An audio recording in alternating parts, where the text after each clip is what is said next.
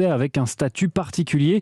Pour la troisième fois depuis 2018, les habitants doivent d'ailleurs se prononcer sur l'indépendance de leur archipel. Lors des 2 dernières consultations, les électeurs avaient choisi le maintien en France. Prochain scrutin le 12 décembre. Un appel au boycott a été lancé par le mouvement historique de la lutte kanak. Il demande à l'État de reporter la date du vote en 2022 à cause de l'épidémie de Covid.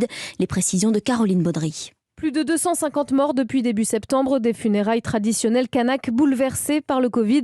Dans ces conditions, impossible de voter le 12 décembre prochain, explique Jean Crenier, porte-parole du FLNKS, le principal parti indépendantiste. La population est très choquée. Les gens vont passer au moins 15 jours ou 3 semaines à finir leur deuil. Et puis chez nous, ça prend du temps. En attendant, on ne pourra pas faire la campagne de terrain. Il nous manque 5000 voix. Il faut que cette campagne elle soit chirurgicale. S'il a lieu le 12 décembre, nous contesterons certainement le résultat du référendum, dit ce leader indépendantiste. En face, les loyalistes dénoncent l'instrumentalisation de la crise sanitaire. Sonia Baquès est leur chef de file au micro de nos confrères de RRB. Je rappelle que ce sont les indépendantistes qui ont demandé ce 3e référendum. La situation sanitaire s'améliore de jour en jour. Le ministre a été très clair sur le fait que ce référendum aurait lieu s'il n'y avait pas de perte de contrôle sur la situation sanitaire. Les loyalistes qui annoncent relancer leur campagne suspendue à cause du Covid. Le commissaire de la République, équivalent du préfet sur place, se contente, je cite, de l'organiser pour le 12 décembre. Caroline Baudry.